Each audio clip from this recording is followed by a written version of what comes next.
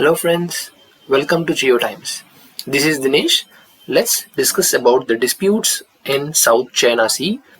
In this topic, we will discuss about the location of the South China Sea, its maritime boundaries, the history of the conflict, international conventions regarding that, and why South China Sea is so important for the conflict. Apart from this, a small list of suggestions which are given by international experts. Coming to the location of South China Sea.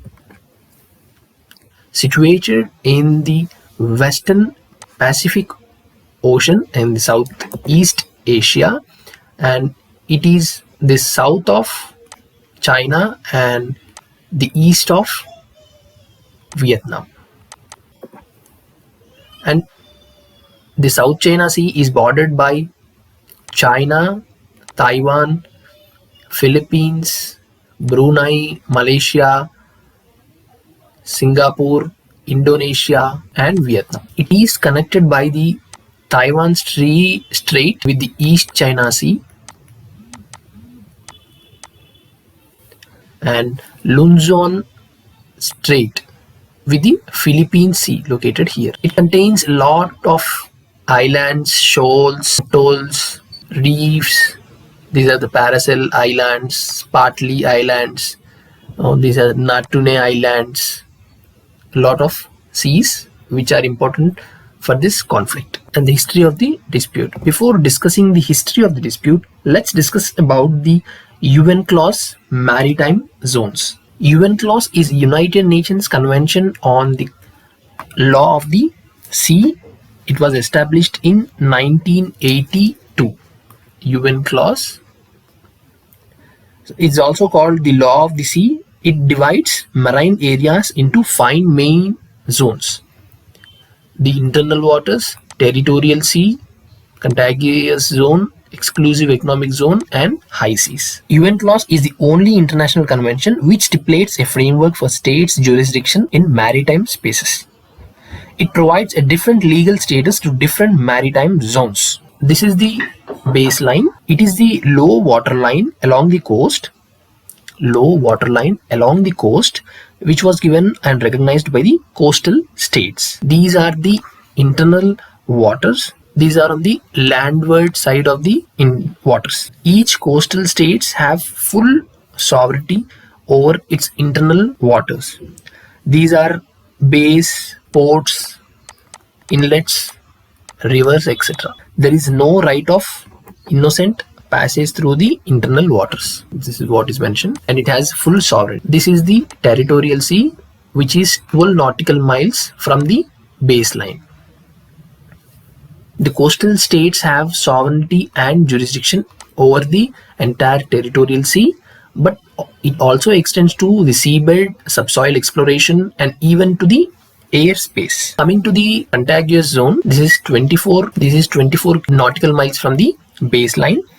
It is an intermediate zone between the territorial sea and the exclusive economic zone. It has the jurisdiction but not air and space jurisdiction. It can punish any infringements in these waters. And this is the exclusive economic zone. This is 200 nautical miles from the baseline on the continental shelf.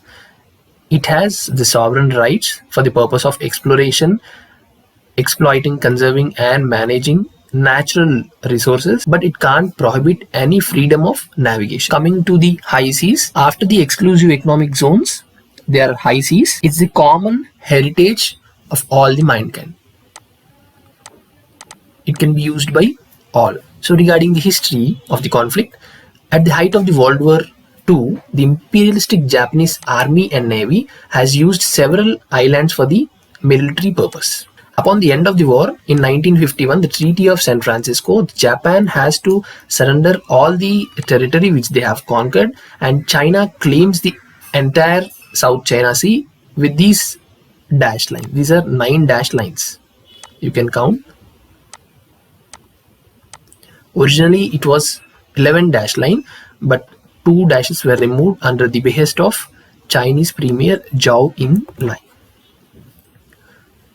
So this legacy of the 9 dash line viewed by the PRC government and the military as a historical support for their claims in the South China Sea. These are the Paracel Islands and these are Spratly Islands. This is Scarborough Shoal, and the UN clause, according to the maritime zones under exclusive economic zone, they have divided the water boundaries regarding that. This is for China, and this is Vietnam's, Malaysia's, Brunei's, Indonesia, Philippines, and this is the sea on high seas. So why this conflict and the South China Sea is it's a strategic importance because it connects Indian Ocean and the Pacific Ocean with the Strait of Malacca, and according to the United Nations Conference on Trade and Development, 1/3 of the global shipping passes through this point, and according to Indonesian and Philippines reports, 1/3 of the marine boundary, 1/3 of the marine biodiversity present in this South China Sea, and it provides food security, and it has a potential huge oil and gas reserves. But the non-negotiable behavior of China and the construction of artificial islands for the military purpose has elevated the conflict, and the interests of US in the North Korean provocative behavior, it further escalates. Those are the challenges. Some suggestions from the international experts. So there are some achievements like the ASEAN and China engaged and finally settled a non-binding declaration on the conduct of parties in South China Sea, but still a problem persists and not yet cleared. And the claimant should take a middle path to resolve the issue amicably and peacefully, and agreeing to the international conventions, UN clause, etc., to reach an agreement and respecting the international atmosphere, and adopting the concept of joint development zones and sharing the commercial activities, protecting the environment and disaster relief and humanitarian perspective, and counter piracy control. Thank you. Jai Hind.